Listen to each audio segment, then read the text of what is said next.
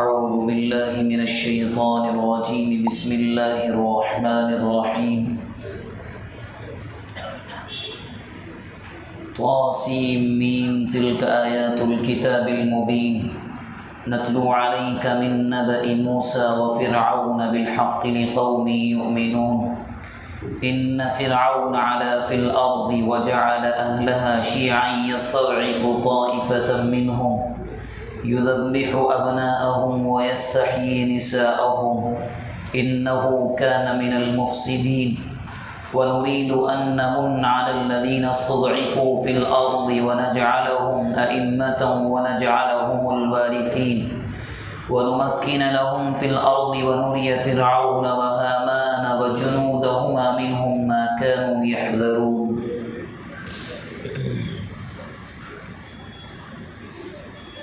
قرآن مجید کا 20واں پارہ ہے اور سورہ قصص کی شروع کی یہ چند آیات ہیں۔ نام ہی سورت کا ایسا ہے کہ اس میں اکثر اللہ تبارک و تعالی نے واقعات کو بیان کیا ہے۔ جو سب سے بڑا واقعہ اس صورت کے اندر بیان کیا ہے وہ ہے حضرت موسیٰ علیہ السلام فرعون کا واقعہ، اور سب سے پہلے شروع کیا ہے کہ کیسے فرعون نے ظلم کیا بنی اسرائیل پر، اور کیسے اللہ نے ایک ایسے دور میں کہ جہاں فرعون نے یہ حکم دے دیا تھا کہ بنی اسرائیل کے یہاں پیدا ہونے والے ہر بچے کو قتل کر دیا جائے، کیسے ہم نے موسیٰ کو باقی رکھا اور خود فرعون کے گھر میں ان کی پرورش ہوئی۔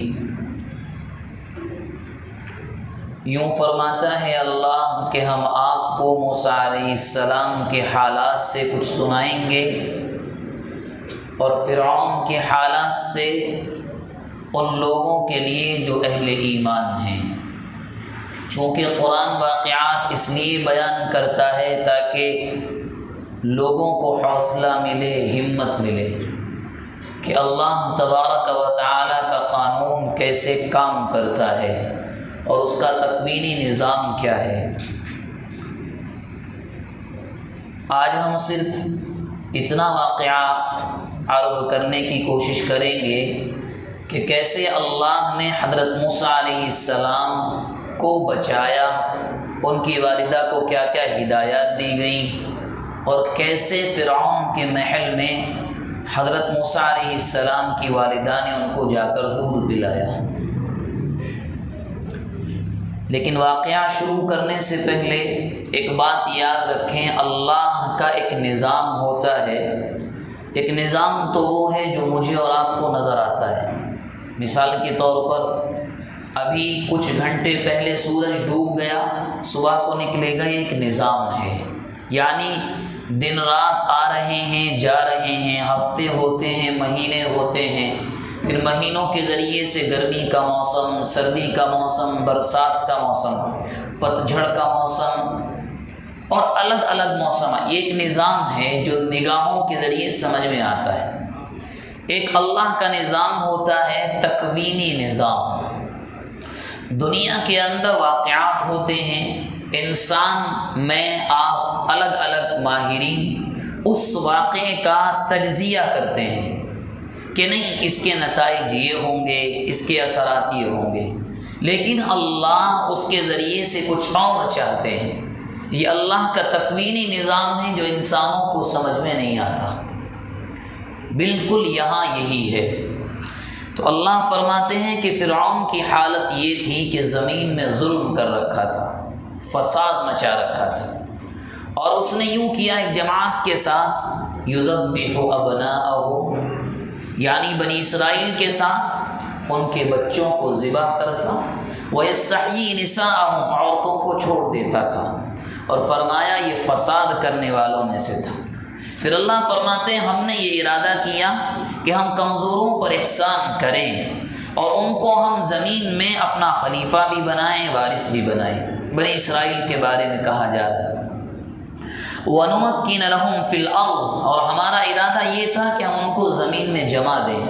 وَنُرِيَ فِرْعَوْنَ وَهَامَانَ وَجُنُودَهُمَا مِنْهُمْ مَا كَانُوا يَحْذَرُونَ، اور فرعون اور اس کا وزیر حامان جس سے ڈر رہے تھے، یعنی کہیں وہ بچہ پیدا ہو کر باقی نہ رہ جائے جو ہماری سلطنت کو ختم کر دے گا، ہم اس بچے کو ان کو دکھانا چاہتے تھے.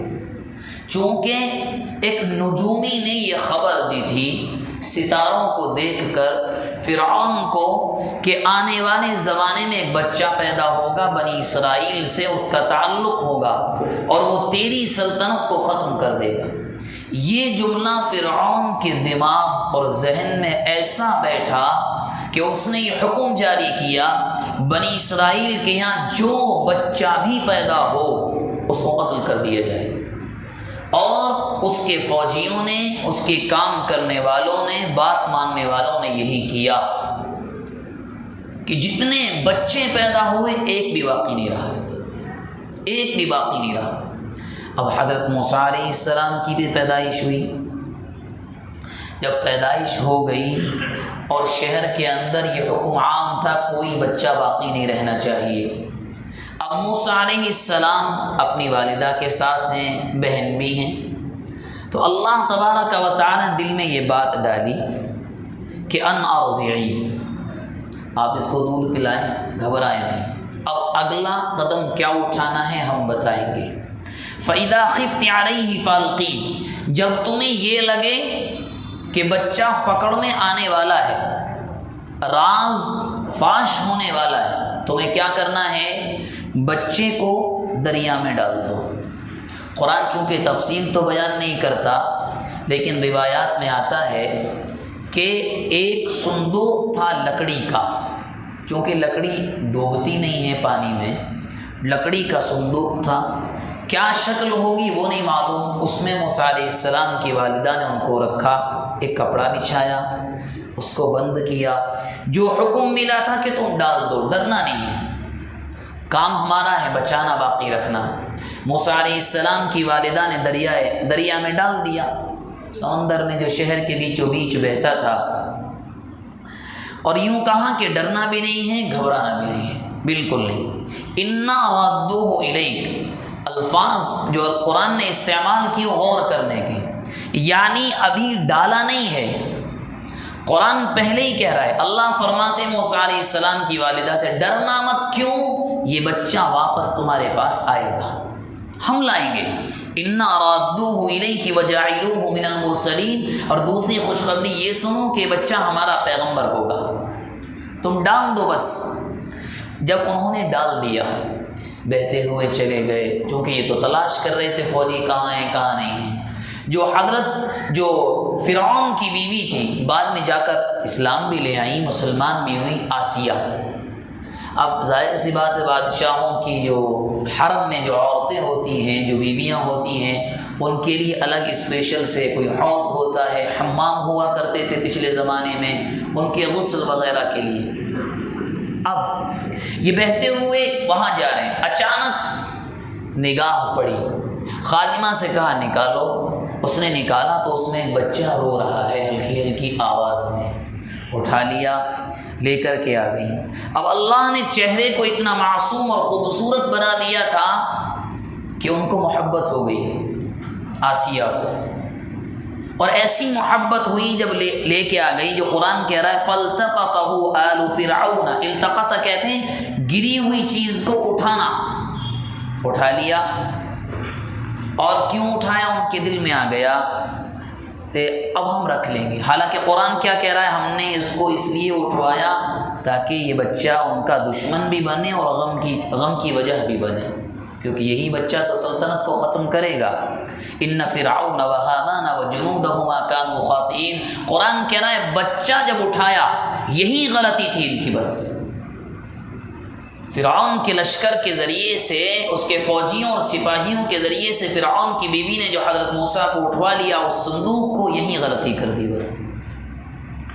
وقالت امرأة فرعون قرة عین لی ولک لا تقتلوه. فرعون نے دیکھا آگ بگولا ہو گیا، تم کیا جانو بچہ کو کس کا ہے کیا ہے، کیوں باقی رکھنا، اور نہیں قتل کرو.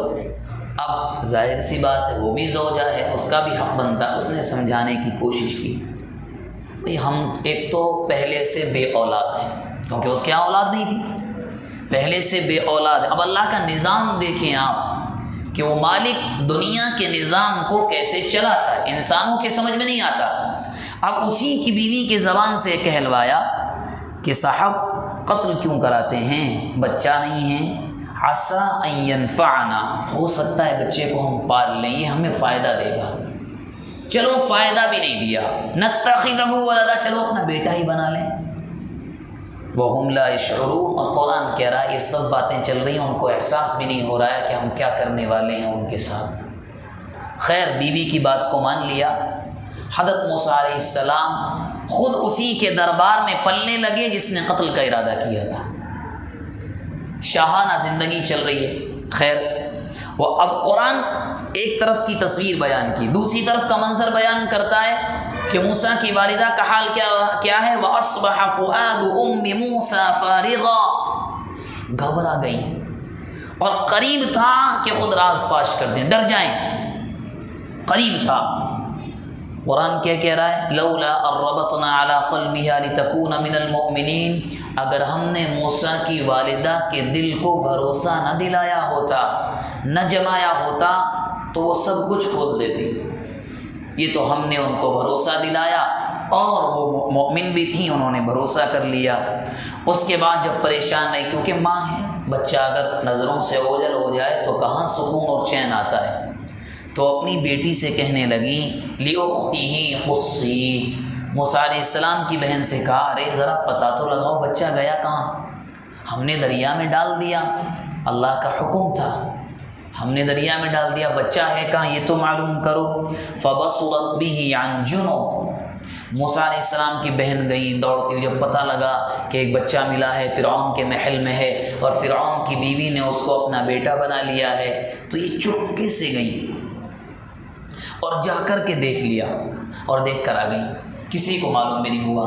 وہ اللہ کو آ کر کہا کہ گھبرانے کی بات نہیں ہے، اللہ کا نظام نہ جانے کیا ہے، مگر فی الحال بھائی صاحب چھوٹا بھائی فرعون کے محل میں ہے۔ اب قرآن آگے کہہ رہا ہے وَحَرَّمْنَا عَلَيْهِ الْمَرَاضِعَ، ہم نے موسیٰ پر دودھ پلانے والیوں کو حرام کر دیا تھا، وہ پکڑتے ہی نہیں تھے کسی کو دودھ، نہ جانے کتنی عورتوں کو ٹرائی کروایا گیا، کسی کا نہیں، روتے رہتے تھے بس۔ فقالت هل ادلکم علی اہل بیتی یکفلونہ، یہ بہن دوبارہ گئیں اور ان خادماؤں سے کہا جو بار بار دودھ پلانے والیوں کو شہر سے لے جایا کرتی تھی کہ آؤ ذرا، بادشاہ سلامت کی زوجہ نے بلایا، ایک بچے کو دودھ پلانا ہے۔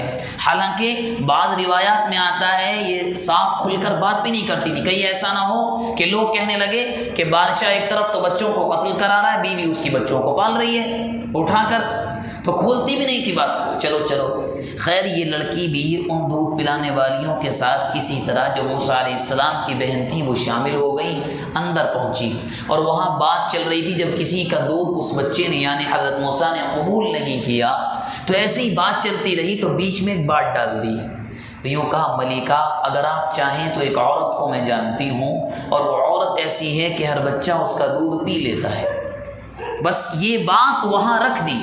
اسی کو قرآن کہہ رہا ہے کہ وہ یوں کہنے لگی فقالت هل ادلکم علی اہل بیتی یکفلونہ لکم، کیا میں گھر بتاؤں ایسا جو اس بچے کو جس کے گھر والے پال سکیں، اپنی ماں کی جانب وہ لڑکی کہہ رہی ہے، وہم لہ ناصحون۔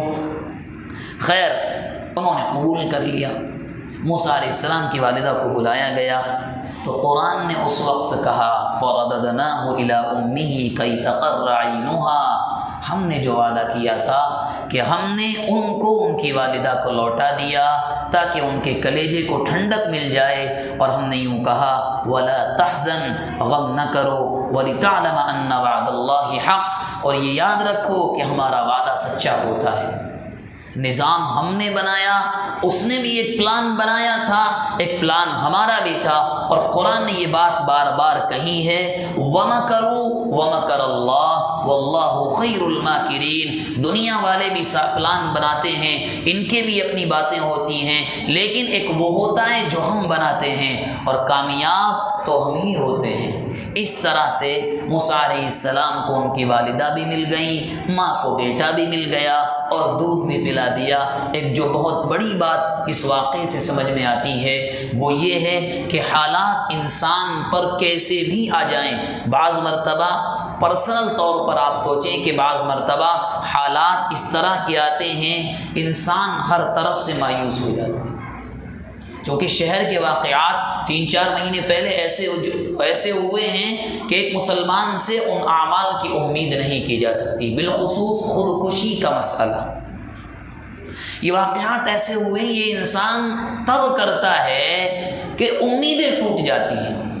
بھئی اگر آخری درجہ باپ نے بھی ساتھ چھوڑ دیا، ماں نے بھی ایسا ہوتا نہیں ہے، بہت کم ہوتا ہے، ماں باپ بھی چھوڑ چکے ہیں، باپ بھی نہیں آپ کا ساتھ دے رہا ہے، آپ کے بھائی بھی نہیں دے، ایک ذات ہے، اس سے مایوس نہ ہو، کیونکہ لوگ بڑی آسانی سے موت کو اپنے گلے لگا لیتے ہیں۔ جب اللہ سے مایوسی ہوتی ہے تو یہ قدم اٹھتا ہے، اور جب اس سے مایوسی نہیں ہوتی تو وہ بار بار یوں کہتا ہے کہ تم ہر طرف سے دھوکہ کھا جاؤ، آ جاؤ، بیوی ہو، بچے ہوں، رشتہ دار ہوں، ہر طرف سے دھوکہ مل جائے، تم یہاں آؤ، ہو سکتا ہے تھوڑا وقت لگ جائے، تم جو دعا مانگتے ہو کبھی کبھی میں ایک دم دے دیتا ہوں، کبھی کبھی وقت لگ جاتا ہے، لیکن آؤ، بھروسہ کرو، ہم تمہیں سنبھالیں گے۔